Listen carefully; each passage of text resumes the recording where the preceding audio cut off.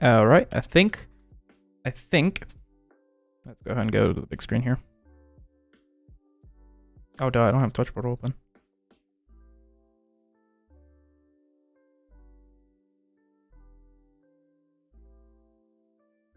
There we go.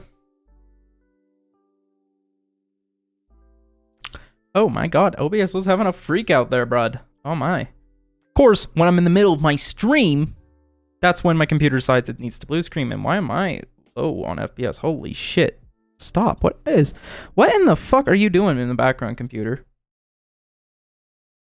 Why is my CPU at 100%?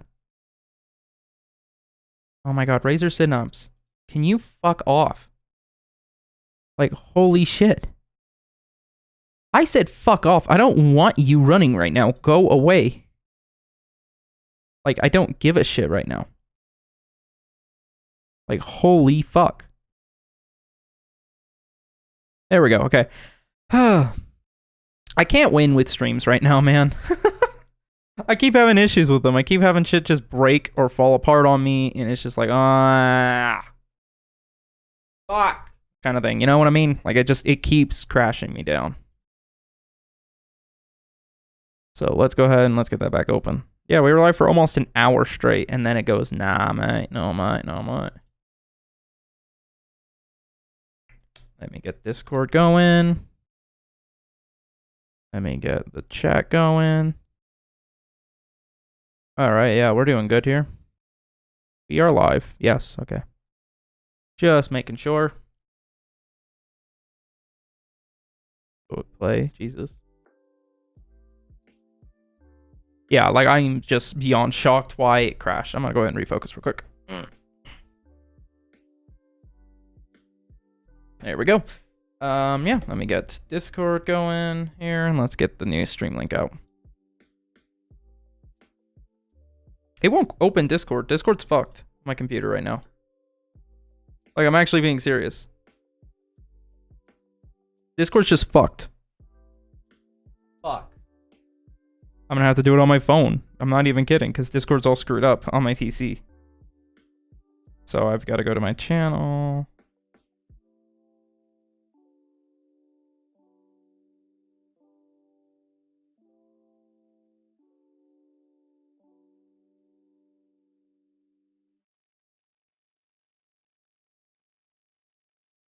There we go. X that.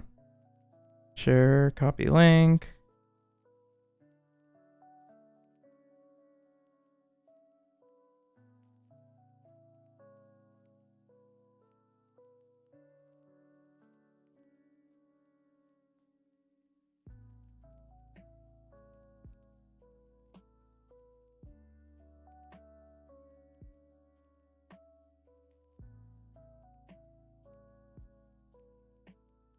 Okay, there we go. All right, we are back finally. Oh my gosh. After a pain that was that, you know. Like, oh, I hate that. I hate when OBS just decides, oh, it's done and just boots me. I literally was just talking shit on OBS too, so that's probably what happened. Okay. We are back now. After a bit of delays, we are, I think, are good to go now. To my knowledge, yeah, okay, the robot's running stuff. Oh, you're not all the way in. Yeah, this isn't in the right way, that's why the stabilizer isn't working right. 100%, okay. So, before the stream crashed, we were in the middle of putting together the stabilizers here. And as you can see, I'm actually stupid and put it in the wrong way, so these are just chilling like this. You don't want this like this, okay? Yeah, we can go by that. I think everyone can realize that one, right? I'd hope. So I need to put these in. I was just blowing them out, actually.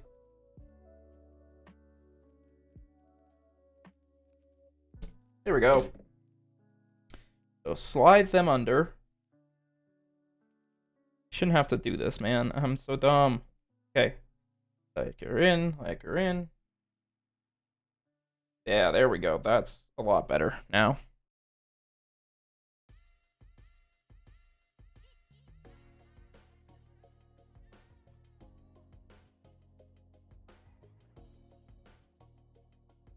go. We got that stab in.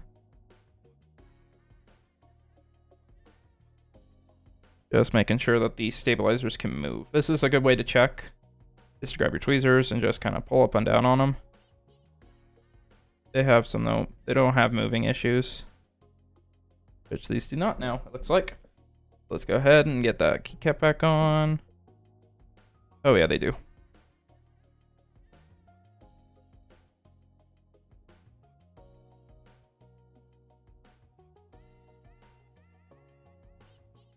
Because that ain't gonna work.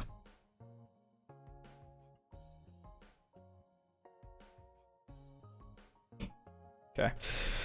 Oh gosh. Okay. Let's try putting them in the other way. Here.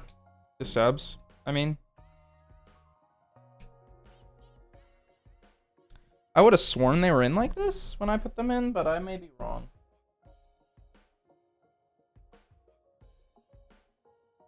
Oh my gosh, yeah, I just broke it. It felt like it, man.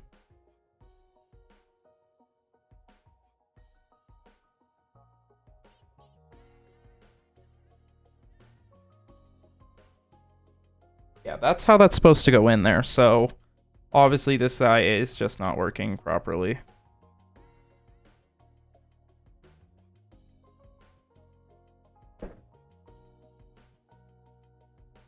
One of these is just not moving. I can tell this side here, you can see it's moving easily, but...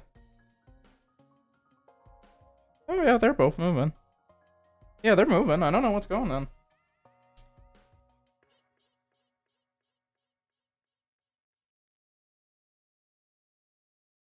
There we go. Okay, those are like nicely in there.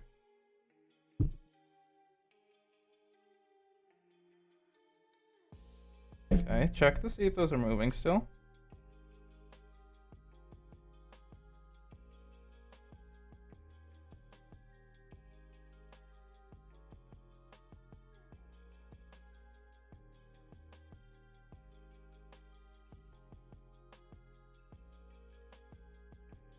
Something's stopping these from moving.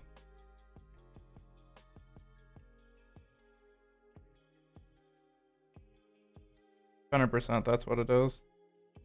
You can see that. That's barely moving.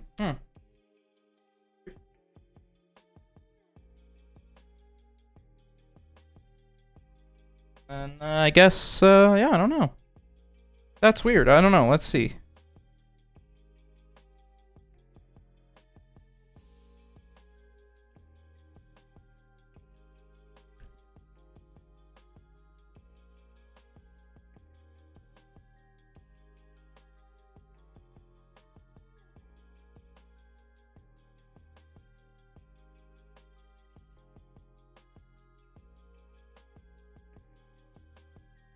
Oh my. Okay, there we go. Which way is up? This side is up, right? Okay, so this way's up.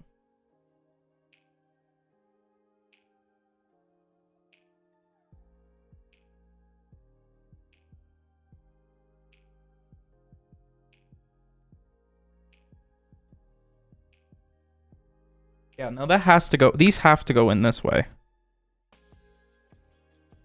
Right? Okay, let's test this real quick. Test the theory.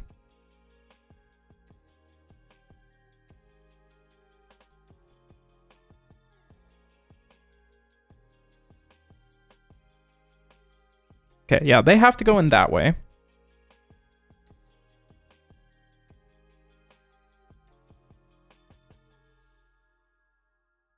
Okay, now switch.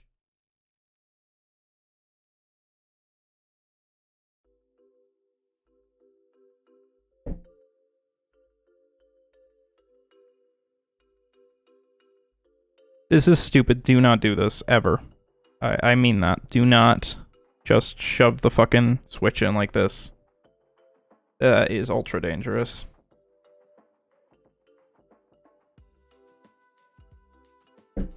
Basically, I just forcefully put it in there. Yeah, those are still moving. Okay. So we found out how they're supposed to go in, at least. So that's progress in the right direction. The way I wish I had Discord open, because I can't. But, yeah. So those need to go in like that there, bud.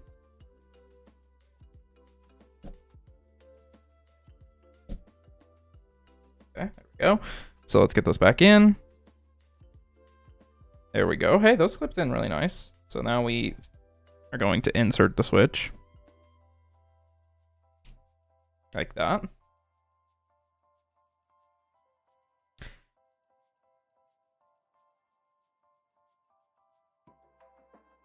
Again, this is super dumb. I might just pull this foam off for now.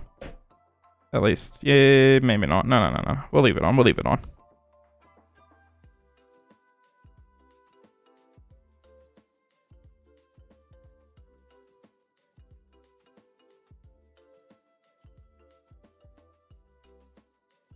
Okay, there we go.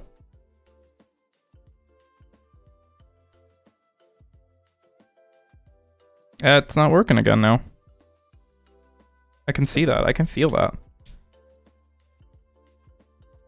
Yeah, something with these is holding it up, and I don't know what. I might have to check my assembly of these real quick.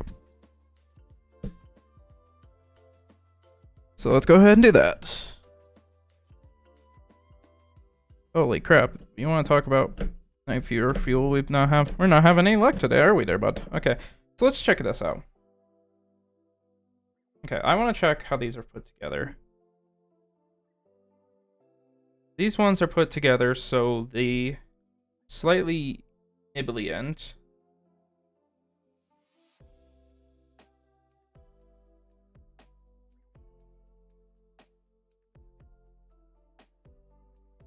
I see. So this end with the bigger bit on top is on front, is the one it goes into, right? Yeah. Okay. Okay, well I actually have them in upside down then, that means. Yep. Okay, that must be it then. I have a bad feeling that that's definitely it. That I accidentally installed these upside down. No, yeah, I just installed one upside down. That was it. Are you shitting me? That entire time I've been dealing with these stabilizers, it's just because I installed one part upside down. I'm so happy, man. I'm pumped. I'm pumped. I'm so pumped, man. I'm exquisitely excited. Okay, then we should be good now. Okay, let's go and let's try now. Oh my gosh. Yeah, these can go over there. I thought I figured that out, and I thought I changed it. The orientation of it. I swore I did. I guess I didn't, mate.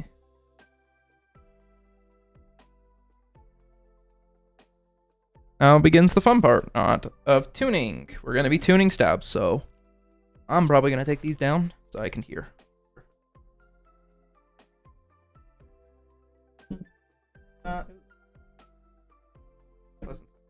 Okay, now let's check it. Yep, now it works perfectly. Good. Now let's test.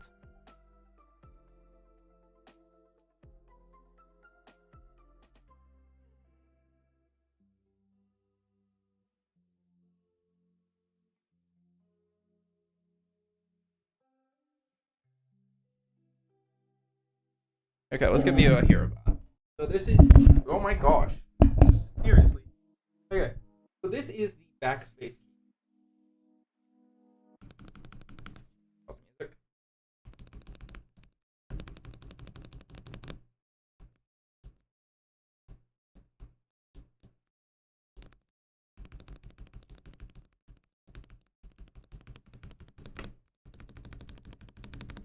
So they could use some more lube. I can definitely hear that. Like immediately, that's the big thing I hear. I think they need some more lube. Immediately. Like they definitely do. So let's go pull these off. Like that. And pop these out. Like, gosh. Like so.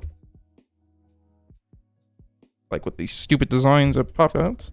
Okay, so I'm going to go ahead and just try adding more lube to the wire. I think that could help. because I think this wire feels a little bit less looped than I would prefer it to be.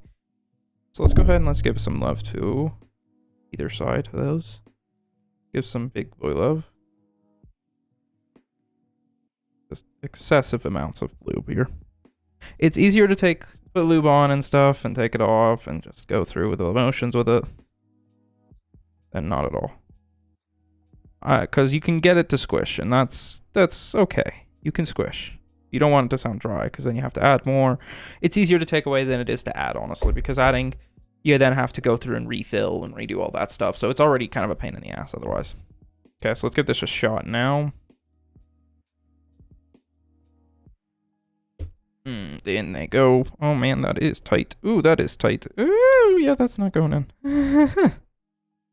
Because I'm putting them in on my side there. What the fuck did I just say? Did I just change into like Japanese or some shit? Oh my gosh, nope. Oh, wait. There we go. I got it. My hands are covered in grease. I need to move stuff up here so operations can be seen. Because I'm a doomy and I forget. Yeah, you're live. You need to be showing yourself to people. Yeah. So I'm gonna go ahead and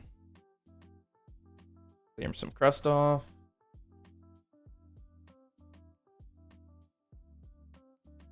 Okay, let's go ahead and install that. Okay, let's give it a shot now. That's considerably.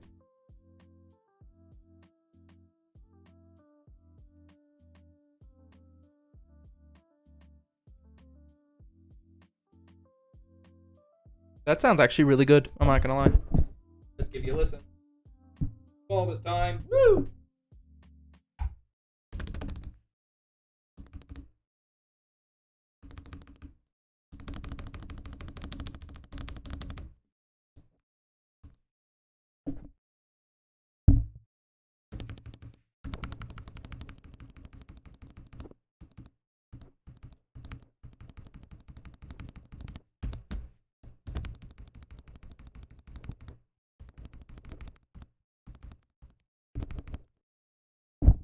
Yeah, I'm pretty happy with that. That sounds pretty good. Okay,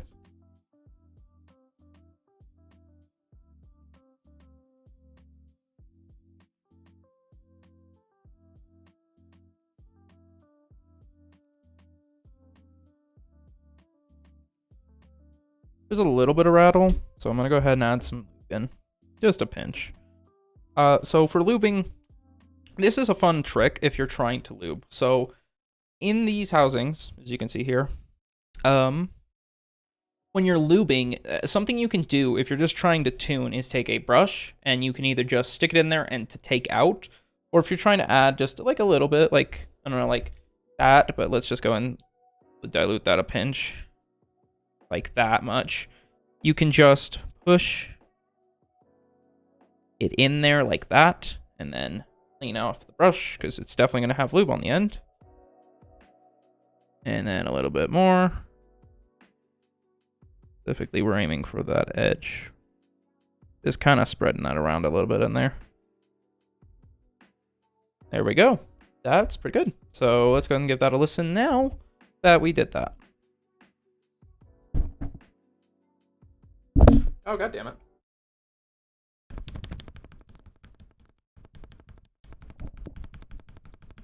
You can definitely hear the difference.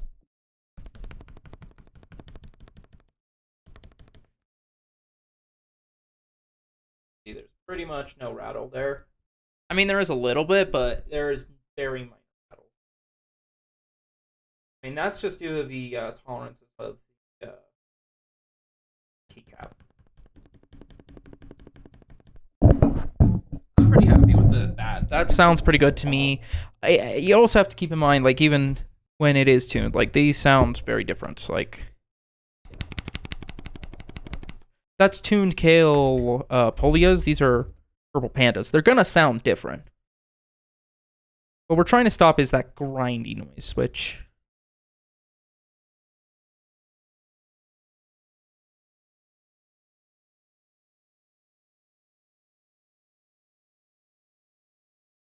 I think there might be a pinch of here.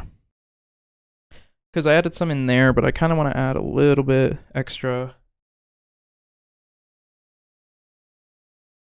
M there. Add a little bit extra.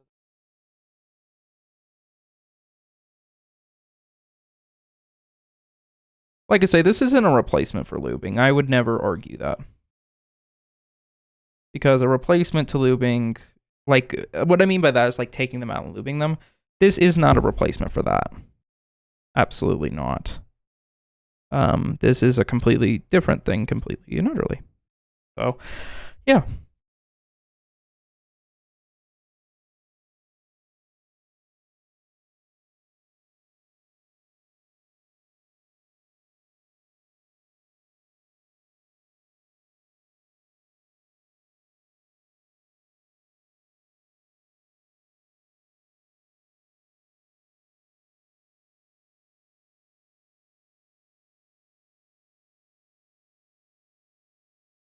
Yeah, I think those are pretty good there.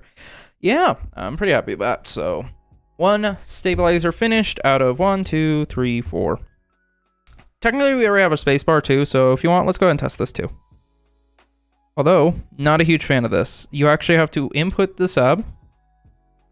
Like, if you're gonna make us use plate stabs, at least let us, like, input them before you get there. There is so much foam around that spacebar. Holy crap, that's all foam right there. They are really trying to isolate your spacebar. While we're into the spacebar, let's go ahead and show you my favorite thing to do with spacebars. Okay. So generally, okay, I'm gonna go ahead and turn down this music a little bit. I'm not trying to scream at you.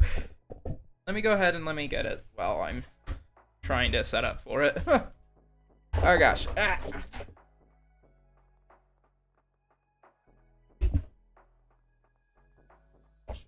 Do I not have any cut sheets anymore? Damn. I hate that. I just turned off my monitor. Okay. I am a mess. Okay, so a lot of space bars, when you get them out of box, sound really, really hollow. At least when they're cheaper sets. And that's generally due to the fact that these innards are really hollow. So what I like to do is take this. This is called Noiko. It is Noiko car dampening foam. This is a dampening mat for a car you'd put into a car. I like to take this, and it stinks, by the way. This shit is terrible smelling. I do not have my X-Acto blade nearby, do I? Dang, I don't. Oh, man. Not? Dang. That sucks. Let me go grab some scissors then.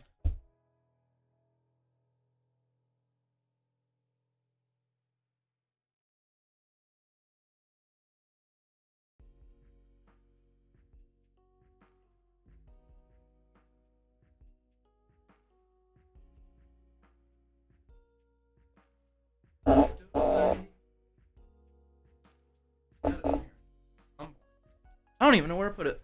That sucks, because I actually prefer slicing with X-Acto blades, so... Okay. So why do you use car dampening foam? There is a good reason, so let me go and show you. So this is a loop stab now. We have a perfectly lubed up stabilizer here. So let's go and open up and pull it out. As you can see, and then we're just gonna go ahead and put the switch in like that. And now I'm gonna go ahead and show you what this sounds like with the foam without any car dampening foam in it. Mind you, I haven't actually tuned this day up that much yet. Oh gosh.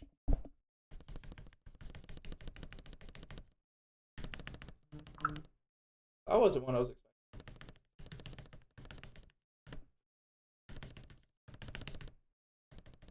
You can hear all that chatter. You can hear all that chatter, right? It sounds hollow. It sounds very chattery. That's the only way I would describe a spacebar that is hollow. It's chattery, like a really nice. You can hear that chatter. It's like I got a very, very, very chattery.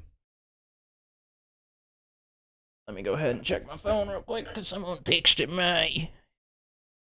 So let's go ahead and let's do that. That was not what I was trying to go to.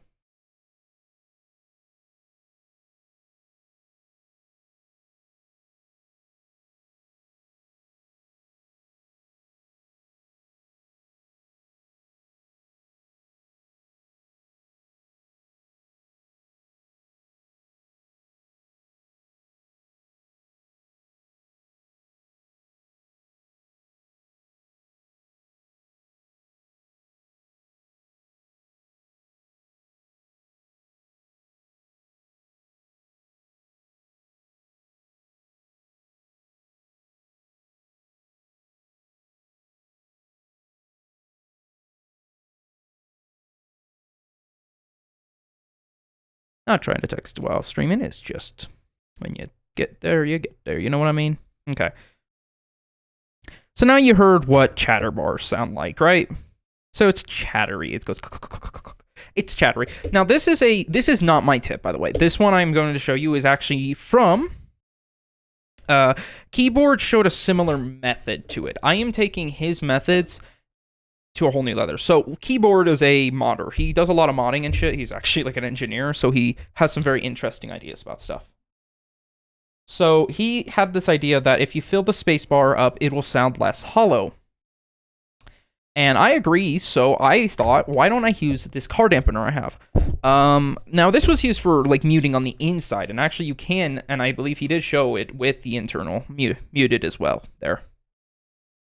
So here we can see, we push those in. We can see there's that. Now I'm going to go ahead and slicey-dicey it, like that. Oh my gosh.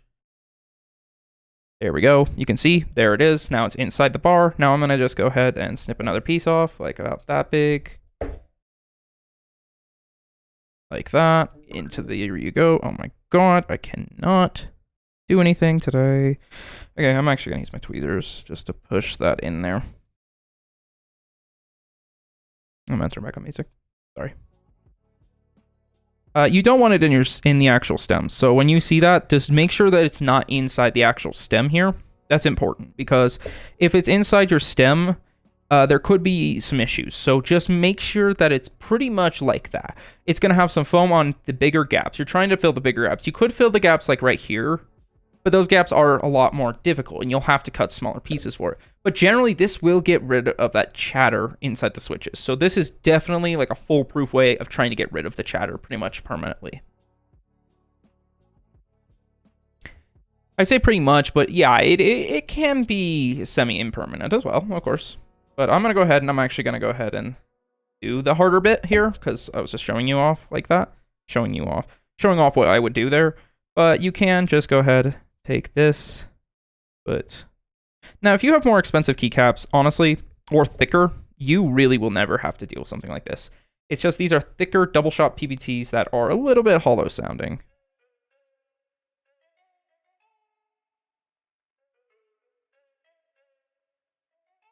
So there we go. Yeah, there we go. Like that. And now we have a pretty great sound looking spacebar.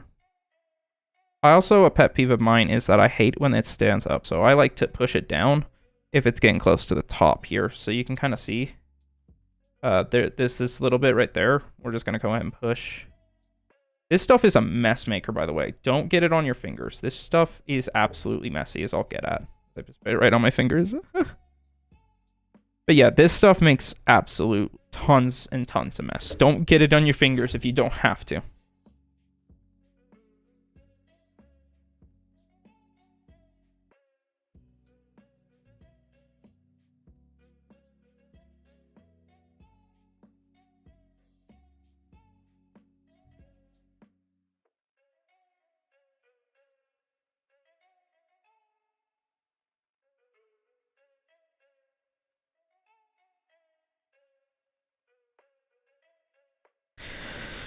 Okay, got it. So now this is in, and it's a considerable weight. Like, honestly, this is heavier.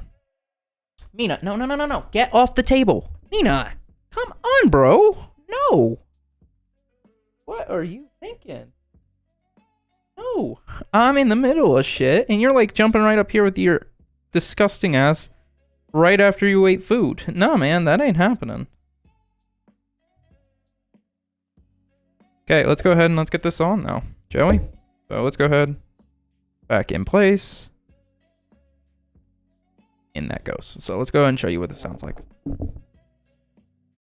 Okay, ready? Oh my gosh. Bro, come on. So this is without chatter. Oh my gosh.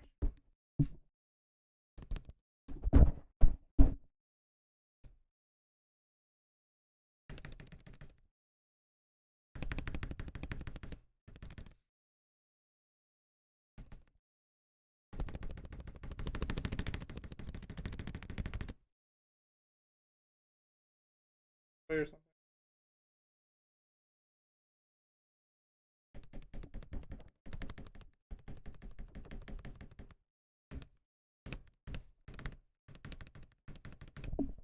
that's how you make a really good sounding spacebar out of it. You just fill it up with some foam.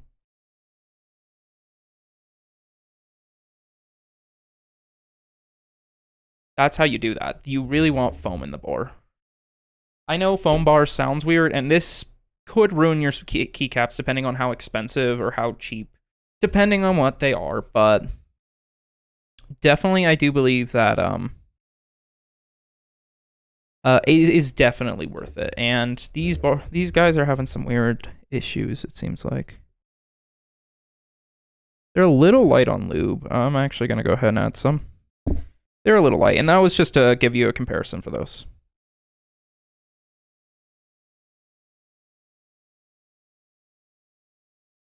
Alrighty. Now let's go ahead and do some lube in here. I am definitely lubing these up a little bit more because they can use it. There's a little bit of unhappy sounds to it. Definitely this is like ultra deep because there's foam right around this bore part right here. This PTF, this foam right here that's right in this area. That is automatically helping it like foam up, Jesus. Helping it out, but then on top of that, you're adding this lube and stuff. It is definitely overkill. There's not enough lube in that center column. I can promise you that much. So flip uppy up, center column in. Oh yeah, like that. Column up. Go. There we go. That should be a little better tuned. Let's see. Tuning can take like 15-20 minutes. It can take hours. It really just depends on the switch. I'm not even gonna lie.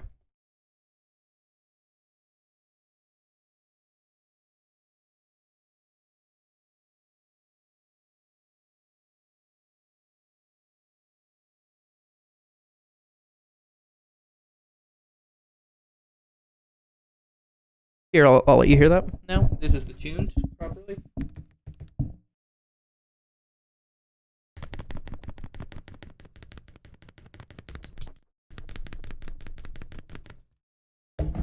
That little rattle there was not that. That was actually me hitting the spacebar, little cap here.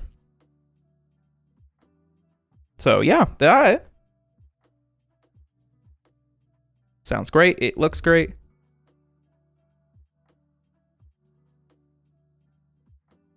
A little bit of squish here.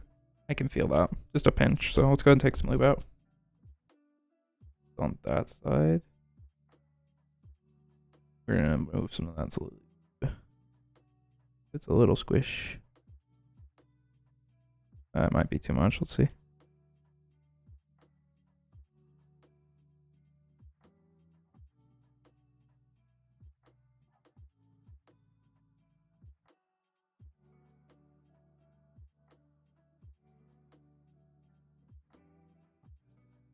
Some more on that side here, like that. Just get some of that out of there.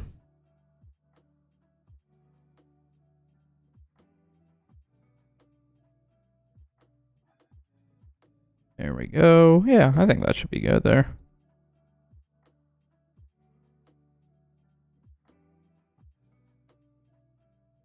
That sounds pretty dang good, yeah.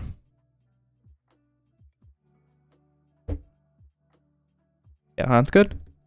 That's good. So we've got 2 stabs done out of this 6 or 7 or so. So we still got 3 more to go here. But honestly, the spacebar is one of the hardest to tune because you kind of have to get it to the tone you like. And because spacebars can make different tones. And I was lucky to get it in the tone I wanted pretty fast there. So now just to tune up the other ones. Those keycaps can go over there. This can go here. And now we can leave those in there for now. Honestly, they don't need to come out. If they're tuned, might as well just leave them there. All right, time to begin the long looping process of these stabs. Yeah. And I know looping can be a lot of work. I'm going to be honest here. And it is. And I think people are gonna just immediately jump to the key as well. What about high ground keyboards? What about them? Why do people hate on them so much? I don't think people hate on them as much as they used to, but I think people still hate on them justifiably. I think high ground keyboards are really expensive, arguably. Like this keyboard I'm building currently is it's around the same price. It is actually a little bit cheaper, in fact. And I have full customizability to put whatever switches I want, not their weird, generic, seemingly rebranded KO switches or Gateron switches. And I don't know if they're really anything to write home about. They're not lubed. We know that for certainty. And their stabilizers are mildly lubed, which doesn't take much. This keyboard is $100, and they lubed them slightly, and they didn't sound great. I think the problem with high ground keyboards, personally, is that people jump on this trend because it's like a brand that they trust and people that they like promote it without actually thinking about, like, well, why do custom people not like it? Like, looking into it. I think it's odd, and it kind of has that same thing where it's like, well, you know, it's so cool. They have such these interesting things. They're side printed keycaps only, mind you, which makes typing kind of difficult. I used side printeds for years, and they were really difficult to use. And on top of that, I think high ground keyboards generally are overpriced. They are 65% like this. They're closed 65s. And they're not great feeling or great sounding. They don't have most foams. They're not gasket mounts. They're screw-in mounts, so they are horrible to type on. They're stiffer than a rock.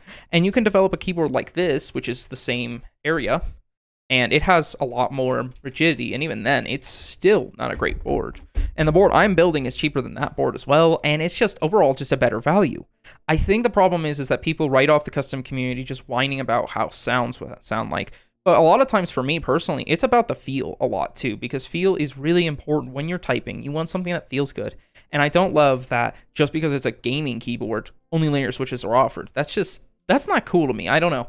I don't love high ground keyboards, just overall message towards that stuff. It just seems like they're trying their best, and I think there's just so much they can still improve on. I think their sound still sounds pretty bad. I think they could use a lot more sound dampening, like this board has. This board has a lot. Ow. And don't get me wrong, I think the keycap sets themselves are cool, but they're really expensive. We're talking $100 for not even double shot PVC. They're double shot ABS. That's not great quality, it looks like. Like, this is just expensive. They're an expensive gaming brand, and I think gaming brands just really need to start taking a look at why custom boards have become so popular in the last few years. And I think it's down to the fact that custom boards not only offer more customizability, you can change the feel, but they also sound better and feel better than any gaming board you can buy. And I think people just act like gaming boards are so difficult to make, and that's just not true. Like, gaming boards are not that expensive. I'm just saying, I think high ground can just be way too expensive most of the time. If you have a choice, I would personally just learn to build one because it's fun, it's kind of enjoyable, and you get to make something specific to you. And they're not that difficult to make. I am going to be making a series here soon. Streaming a series and making YouTube videos on how to make keyboards because they're super simple, super basic, super easy. And I always go over them when I'm streaming them too. So it's just a win-win-win-win-win, I think, completely and utterly, to build your own keyboard. And you're not supporting brands that are trying to do kind of stupid and not so fun things towards us. Because I've seen so many people make videos on TikTok, on who knows what, you know? On TikTok, a lot of times spouting at that, oh, the custom people are crying because the blah, blah, blah. And it's not that I'm crying. I'm complaining. And I'm making complaints because I think if we don't complain and we just sit there and take it, it's just going to continue like it has been. I mean, we finally have been complaining enough about why hot swap sockets haven't been included in keyboards. And we're finally starting to see them with like the K70 Mini and the new Aorus Lightspeed TKL. They're all starting to include hot swap sockets, which is just awesome. And I think there's new technologies developing that are really cool. Listen, I don't hate pre-built keyboards. If you're looking for something pre-built, go for something like the Wooting 60HE. It's such a unique board because if you're in the market for gaming, they can get low latency, they're magnetic, so they have a very interesting feel. They don't sound great, but you can fix that. You can change it. You can do so much with them. Honestly, that is the best value gaming board, personally, because anything else outside of that realm, I just don't think it's worth it, and I think you should be investing in your own custom board by that rate. And the thing is with the Wooting, you can actually put it in a Tofu 60 board. You can put it in a bunch of stuff. It's so cool. They really left a lot open for the people, and the software is great. I just think that the switches could use some lube, honestly. And I don't know how you would be able to easily do that with these kind of switches. I haven't actually gotten my hands on a set of the magnetic switches, but I would like to open them up and see where we could improve them and what you might be able to add, and maybe some better typing experiences, because it just being aluminum is a little bit unfun. Maybe if they could include a PC plate or something like that in the future, that would also be awesome. But honestly, if you're going for non-custom boards, just go for the Hooting 60HE. I'm not saying it's the best board in the world, but it has such a unique gaming performance, and it's just a good board, and it has so much upgradability and changeability in it. It's awesome, honestly. It's such a unique board. Like, there is a reason why, for example, Hippio was being harassed to constantly review it, because there is such unique things about it. Now, am I saying someone who wants a specific colorway and a specific this, that, and the other should never touch it? No. However, what I am saying, personally, is that people like Glorious, I don't like Glorious at all in the keyboard space, because I think they've made keyboard such a dumb little hobby that they think that they can just kind of throw off our hobby. And I'm only saying that because I really don't like the GMMK Pro. I really, really don't like the GMK Pro. I am probably one of the biggest haters of the GMMK Pro. I'm not going to lie. Because the switches become so muted in the board. And that is one of my biggest gripes with that, because I feel like when you're building a custom board, you don't want to mute the sound of a switch. Like, that's literally the point of buying a custom keyboard. The GMMK Pro legitimately does not make sense to me. Because if you're buying a custom keyboard or building one out, why would you want to mute the sound? Especially because some of the Glorious switches they make are pretty good. The Link switch is such an interesting sounding one, and the Glorious Pandas is a great take and cheaper take on the Glorious series. I'm not disagreeing in saying that their products suck. I think their mice are okay sometimes. I think that some of their stuff they do is decent. I just think that Glorious doesn't understand with the GMMK Pro. The GMMK Pro just mutes everything. It has different plate options, but it doesn't really change it. You have to modify a lot to get better feel out of it, because if you use a PC plate or a aluminum plate, all the foam stops compression and just makes it very muted feeling, very muted, just everything. It's just a hard board to use without having like really any knowledge on it. It is a good beginner board. I'll not deny that, but so is this boy, the Skylong GK68, GK61, GK70. GK75, all those are great entry boards because they're cheaper and they leave so much more open ability to change them and add different things, do O-ring mounts, do like just so much different stuff with them. And I just think it's crazy that Glorious just hasn't responded with anything better, especially within the last couple of years. We've been seeing so much different stuff coming out. I like that Glorious has introduced their PPT keycaps. They're great. I'm happy to see them competing in the Switch market. It's just cool that they've brought people in. I'm not going to deny that. However, what I am going to deny and get a bit critical about is them muting sounds of switches when it's not necessarily needed for anything particularly. I just don't see a point, personally. I don't like the GMMK Pro just due to that fact alone. Like, don't mistake it. I do like Glorious. I'm not going to deny it and just be like, oh no, Glorious is the worst company in the entire world. I think they can make some good products sometimes. Oh my god, and that just came out. Like, the Model D minus and the Model O minus, although not my favorite mice in the world, or not the best mice in the world, rather, they are good for what the value you get out of them and for their price. They are price to performance mass monikers.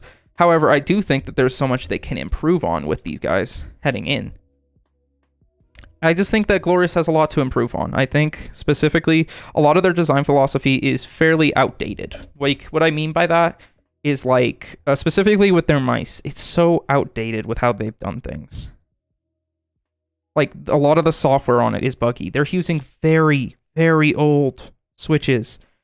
Their ideas of group buying are really stupid. They launched a macro pad with the GMMK Pro, but put it on group buy only.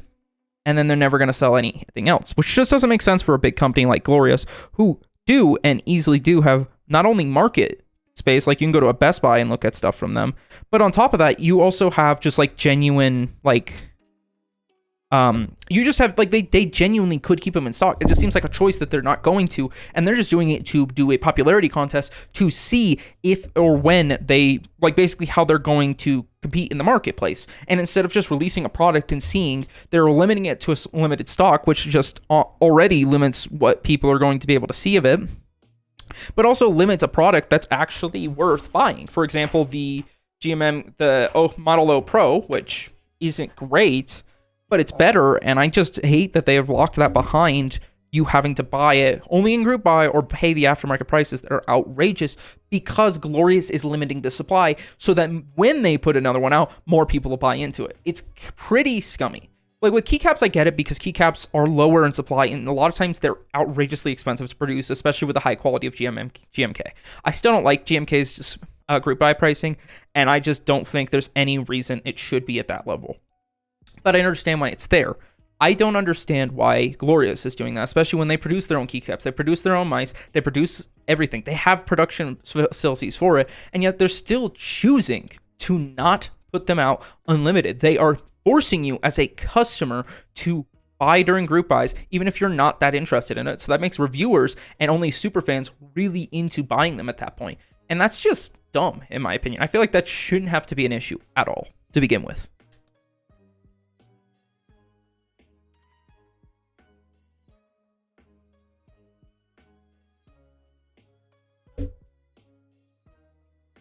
Use my other brush today. Sorry, I had a rant mood for that kind of stuff today. I was just, man, like Glorious has just been annoying me because I know I see so many people with Glorious GMK Pros and they think they're part of the custom scene, and I'm not like gatekeeping. I think whatever you can get, go for it. Heck, if you're customizing like pre-built boards, that's super cool. I think there's nothing wrong with that. Jesus.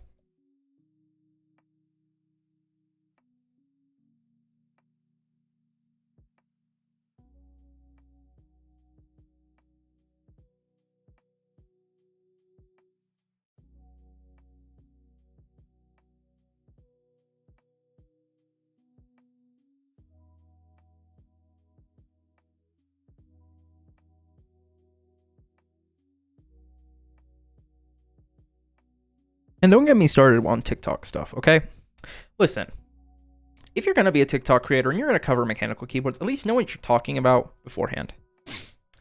Okay, let me talk about this one for real quick. The whole, okay, if I lube them like this, if I stick a brush in and I lube them like this, there is a super minor gap here. Like, we're talking barely big enough. So all you're lubing, when you lube like this and you just push down and lube, the only thing you are lubing is the top housing, which arguably some people when they lube don't even lube top housings because they are such a minor part. The big thing is lubing the stem, and the problem is the areas of the stem that actually make contact with the switch, even when all the way down, are hard to reach. So I get it. If the board is solder only, you don't want to have to desolder them. I get that, but don't act like this is a better way to lube or a way you have to lube in... Oh, man. Just looking, acting like it's a better way to lube or the only way to lube when they're soldered. You can take them out, but also using syringes and trying to get some dielectric grease within this areas with different areas, trying to get it within the top area, like here, up in this area, or down here, or on the sides, or heck, if you can open the switch any from the inside, doing anything can and will help the switch sound better. Opening it up the keyboard is probably the best bet for you, is to open it up, taking the keycaps off and taking it off and getting down to the pair PCB, because then a lot of times they're just soldered directly to it, and there's ways you might be able to pop open the top housing and get into them. You don't have to take off the bottom housings to open a switch, actually. It's difficult, but if they are MX style, there are these clips on either side here. And that's the only way it's held down. So you can pop off the top and get in to lube the switches. What I'm saying is that TikTok, you are dumb. You're beyond dumb on that front. You shouldn't be having to do that shit. Like, completely. Come on. I shouldn't have to be saying this. I know that a lot of them are just kids and they don't understand or they don't want to do it. And that's fine. I'm just saying, it gets on my nerves when people on TikTok and stuff like that seem to have only done like maybe a board and have done no research ever, act like they know everything under the sun. Am I saying an expert? No, I've only done a few boards at this point, and I still learn about new things every day. Heck, I'm not doing a Tempest mod on this board because I don't have any masking tape or anything like that. I will be upgrading the board as I go. I'm going to do that, and you change as you get there. I just think trusting advice off of TikTok, even if it's tech or anything like that, that is one of the basically weirdest things you can ever do, in my opinion. I just think it's so strange. Ooh, I am in such a ranty mood today.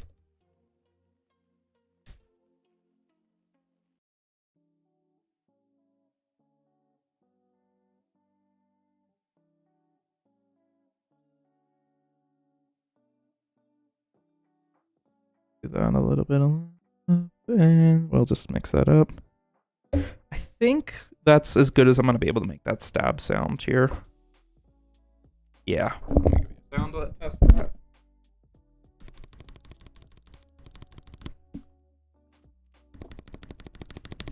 Yeah, that's the best I'm going to be able to get for it.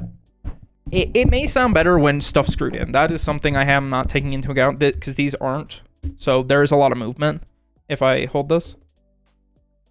Yeah, it sounds better when it's screwed down. So do with that as you will. Of course, we're just testing them out here, just trying to get them like logged up as much as we can here. So yeah. Alrighty, 2 more steps to go. Let's go. Sorry, I know I had that rant on the high ground keyboards beforehand last week, but I wanted to talk about it again because it's something that does get on my nerves. And am I getting mad at 100 Thieves or whoever owns high grounds? No, make your money, dude. Like I don't care. If you're a custom keyboard if you're a manufacturer that makes keyboards, do you.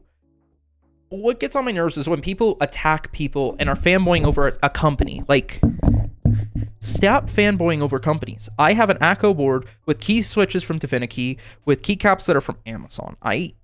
There's no reason to fanboy over a company because they don't care about you. Of course, some companies love having fanboys, and that's their preference, arguably, but like, I couldn't give more shits about that. Don't fanboy over a company. Like, yeah, I might make a product, but you don't have to love it and only buy my products. I don't really care. I think competition in the keyboard space is great.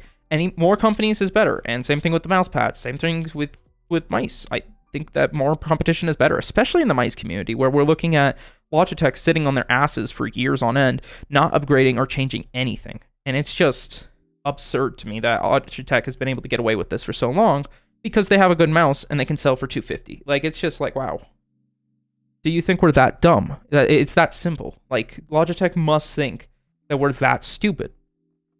And I think these guys definitely have come in and changed everything. Razer has been making plays already this year. We've been seeing not only one, we saw the Razer Viper Mini Signature Edition come out, which is an expensive mice, but it's a huge step in the right direction when we're looking at magnesium shells. This is the first mouse on the market with a magnesium shell that's like mass-produced. We are seeing, of course, we saw a lot of final mice using magnesium shells, and it's just crazy. It's cool to see. It's exorbitantly expensive, though. We are looking at a really, really expensive mouse. Like, we're talking $289, and it comes with glass skates, regular skates. I will talk about this more. Oh, no. I believe next week or the week after. I haven't made the decision yet. But when I do my Casey Monthly Talks, which is a new show, by the way, if I don't know, I have a new stream show. I have 2 in development currently, but the one I'm actually willing to unveil because it's prepared is Casey Monthly Talks, where we're going to sit down and just have a chat about the news and the interesting talks for streamers, technology, everything like that in the last month. And it'll be a fun discussion. So that is coming up right around the corner. But on top of that, let's continue on. I think that's awesome. I think it's cool that Razer is making a play like that. And then they also released the Viper V3 Pro, which the Viper V3 Wired Edition, which is not a surprise. I mean, they've done that with every other Death Adder, and they do it with the Vipers because some people do prefer it. I think Asia markets are a very good example. Most Asian markets will use Sowies and only use them wired editions. There's just some markets where wireless just isn't necessarily used often. At least I believe like that. It's just preference, of course. And arguably, wires are still better because we can get 8K hertz out of wires still, while we are barely hitting 4K hertz on wireless. And I'm not saying that because 4K hertz is already insane. But 8K hertz is getting there, and it's starting to become very, very, very interesting. The interior housings, I'm definitely not hitting them hard enough. But yeah, and then that mouse is great. It's a Razer Death Adder V3 Pro for $70, but it's wired. Like, that's it. That's the only downside. It's wired instead. But if you get a $20 mouse bungee, that's $100 for basically the best ergonomic mouse to begin with right now. However, Lamzu just came out with a teaser for it. I believe it's called the Thorn, and it is looking very interesting.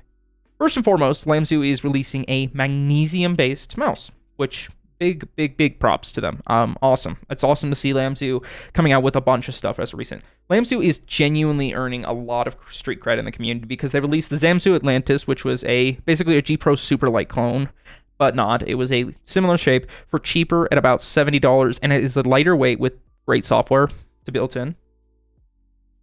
And then on top of that, they are now going after the Death Adder because that is a Death Adder Death Adder V3 shape with a pretty aggressive curve on it. And it's coming in at 43.2 grams. We're looking at a huge lightweight mouse that's only going to be about $80 to $90 at launch, is what it's seeming to be. So it is throwing down with Razer. Like I say, competition is just something we need in all spaces. I was just using the mouse space because it's one of those I actually know a lot about, a lot of talking about. We just need competition. Competition is necessary. Without competition, we see stalemates. That's kind of what's been going on with the CPU game as a recent. Like AMD got lazy again because they stopped fighting. When they're not interested in fighting, they ain't gonna do it. Like, just flat out, they don't care. And this is coming from someone who's only ever used AMD CPUs, mind you.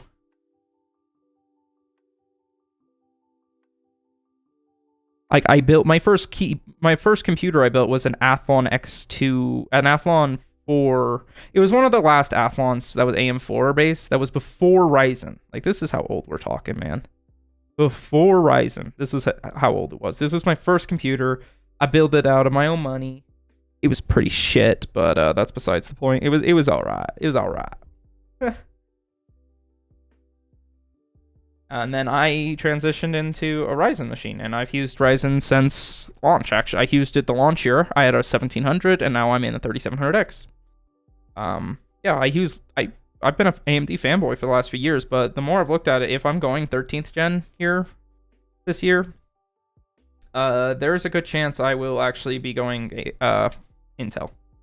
Just because I'm not a huge fan of either generation, I'm going to be honest, but I'm actually thinking about going a 12700K. Not going to lie.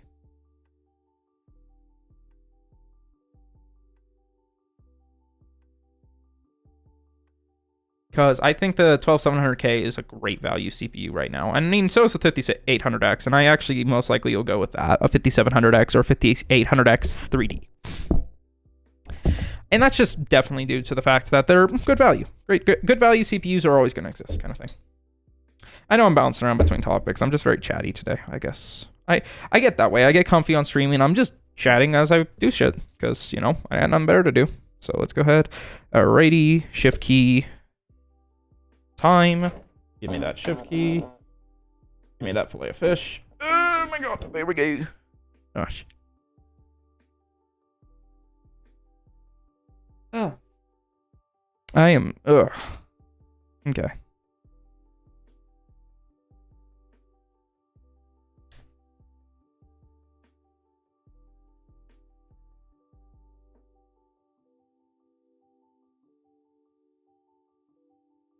That's pretty good out of box. These must have some gap in them, shouldn't they? Not much. Not much at all.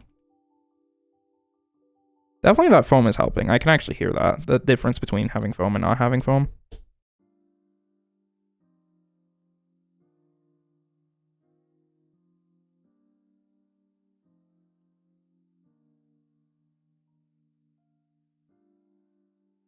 There's a mild amount of rattle here.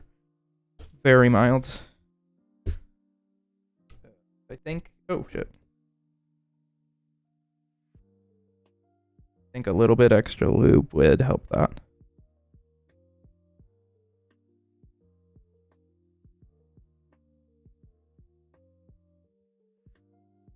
There we go. That should be good now.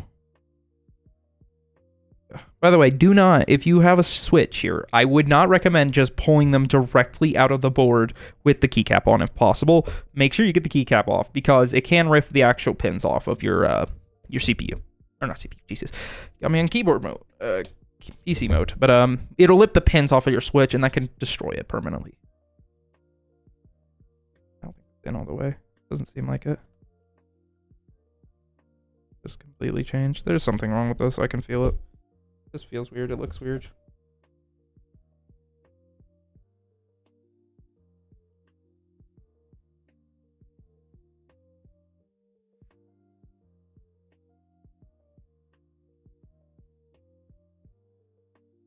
Yeah, there's some wobble up at the top here.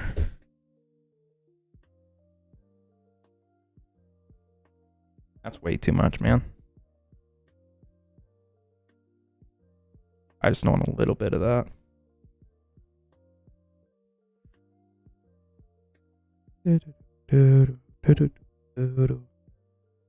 No, Mina.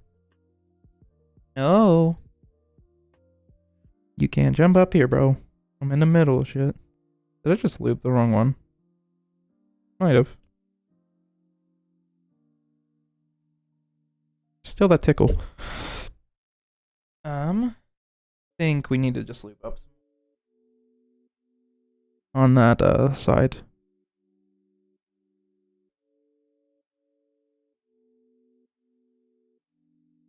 See if I can get that tickle to go away. It's super minor and you can't.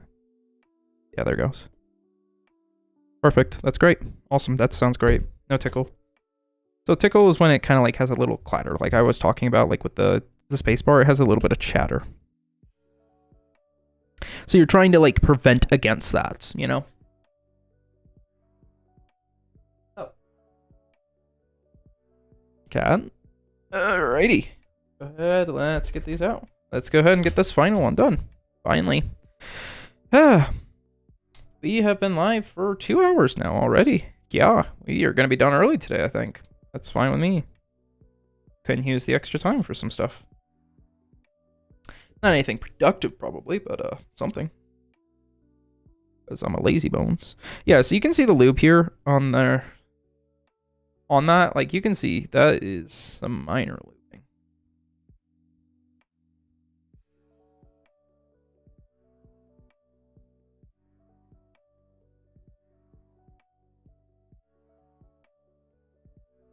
You can't really see that well. Let's go back over to this cam.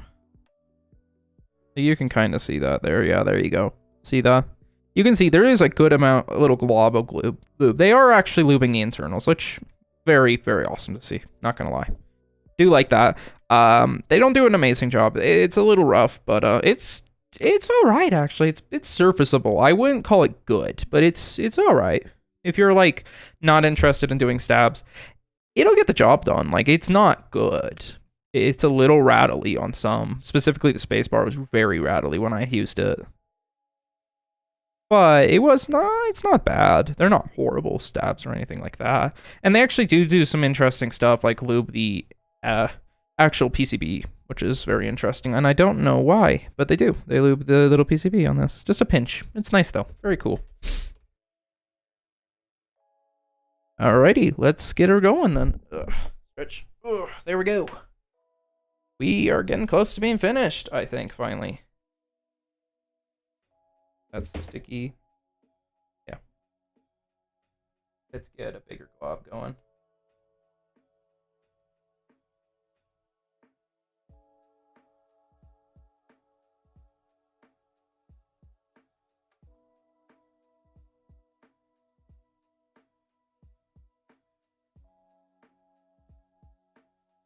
And 1, 2, 3.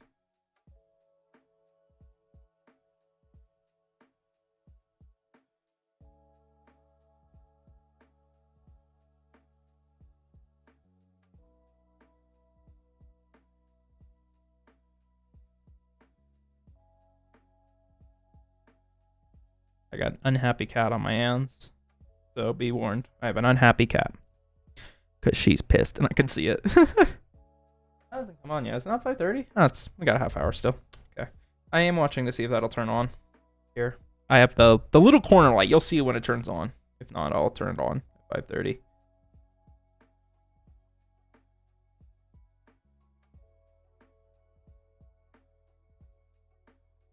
There we go. Alrighty, let's prepare these for insert. I am detecting which side is which. Is on this one, there is this little itty bitty black part down at the bottom. I don't know if you can see that from that far away. Yeah, you see that little bitty black part? That's the side that's going to be facing away. You're not actually putting that one in the stabilizer. So the one that's really, really far away, that's the side you're going to be putting into the stab.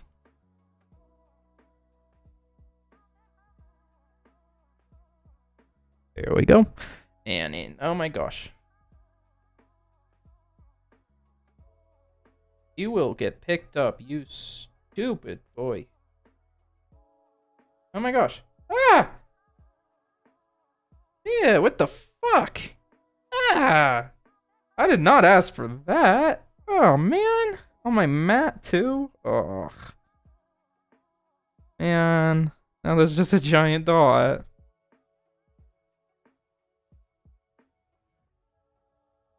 That sucks, dude. Ugh.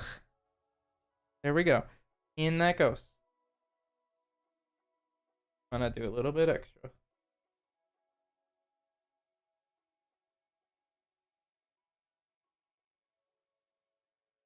All right, there we go. Yeah, there we go. One side down, next side to go. Oh, you motherfucker.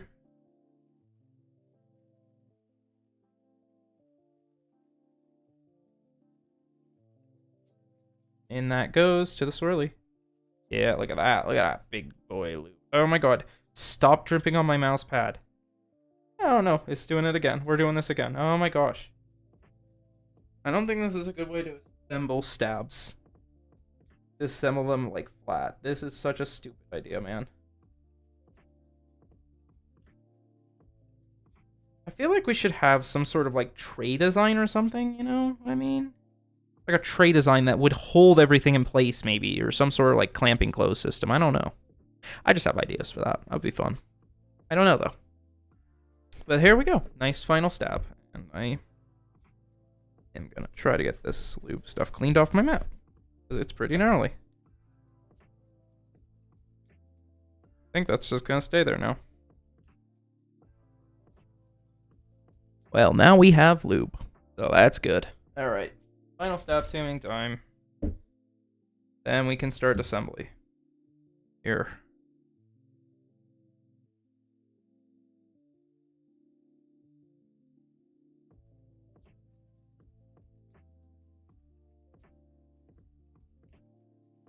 Oh, I'm putting this in the wrong way around. I think. No, it's going in the right way. I just being stupid about it.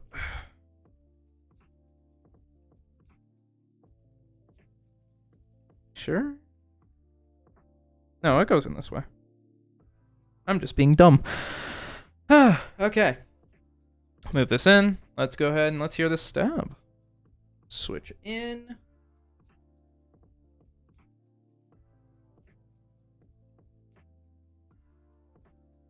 Okay, final car. Okay, switch out.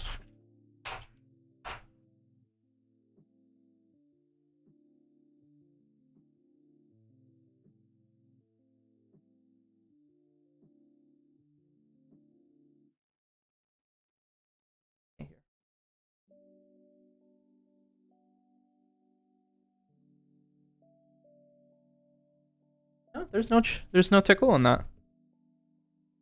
It's a little overlooped. Honestly, that's about it. It's pretty good. That's surprising. That's like a firster.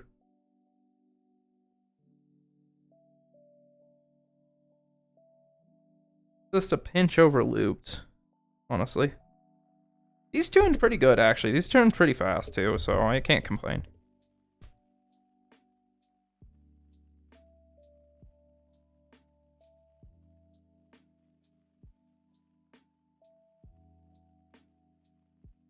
Now there's a bit of tickle.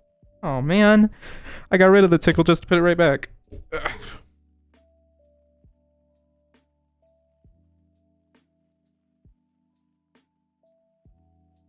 Here, we'll just wipe this one down.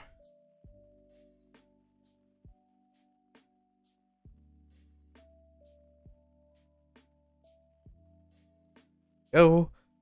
Let's get some lube in there. There.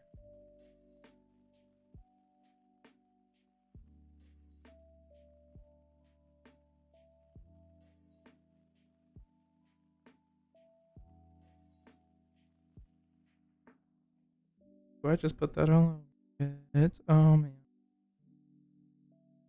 Okay, let's see how that did.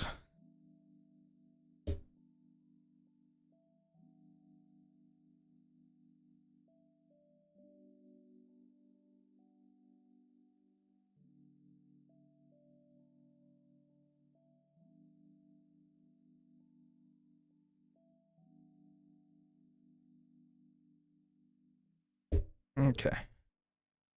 More dielectric grease. More.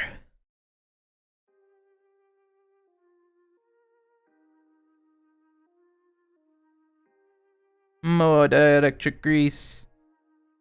More. More.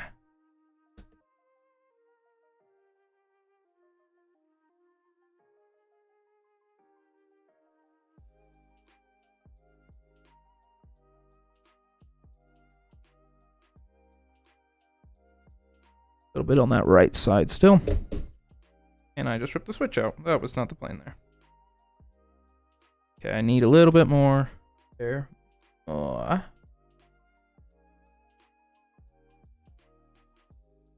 There we go. Gosh.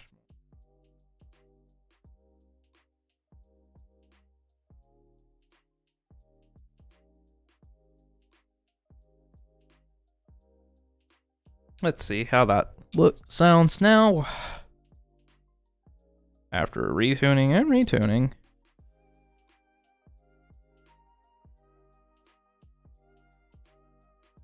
I added too much now. Yeah, it's definitely not. Did I put it in the wrong way or? Yeah.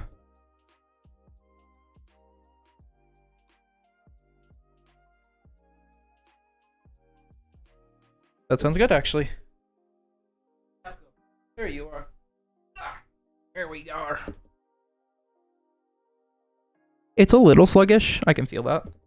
Yeah, it's a pinch sluggish now. So let's go ahead and pull this out. And let's just take a little bit off from that right side, definitely. Just gonna clean this booyah off a little bit. Around. Out of that one. Out of that one. Put off that wire there. We just want to take them off that wires there. So there we go. Think now, if I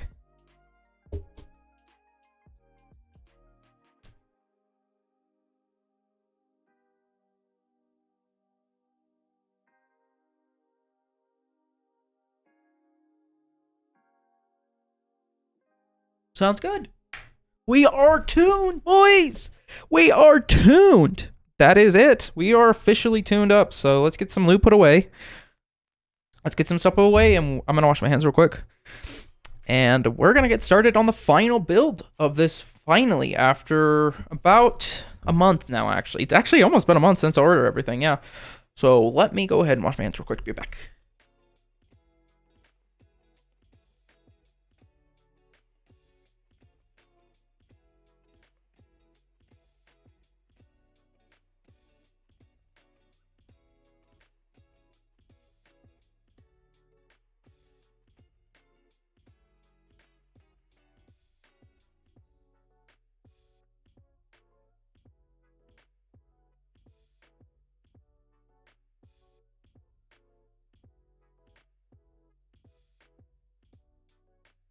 Alrighty, boys. Alrighty. I will just do something real quick. Did I add everyone? Oh my god, did it burn? That was scary as shit.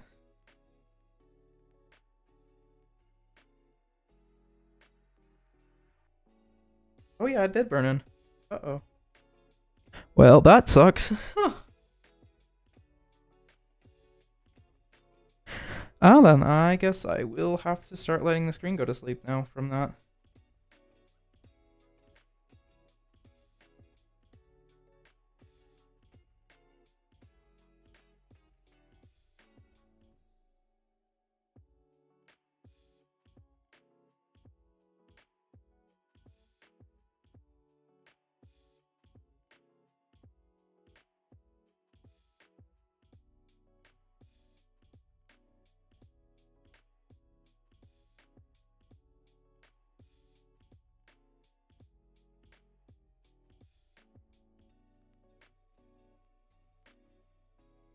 Yeah, we're gonna turn that off now. So I had the screen on like this, and you can see that, right? So yeah, I'll show you that. So you can see that, right? But there's a minor amount of screen burn-in happening from it. So I am not doing that from now on. We are just going to I'm going to be switching phones is what I'm definitely going to do, because this screen has an OLED, and I believe no other phone I have has an OLED, so I'm probably just going to switch phones. And I'm just going to switch over to probably the Nexus 6P I have, because that doesn't have actually a use, and that could just live on my desk permanently. Here we go. I need to pop out all the switches here. Last switch. As we prepare for install here. Any other foam we want to put in here? This one is good. The foam in the case is good. We're going to go insert some stuff out of the way. Okay. I was trying to do that and I completely spaced it because I accidentally let my screen burn in. I can actually see that. That's super crazy. And I am a little bit scared now, so I'm definitely not letting that happen.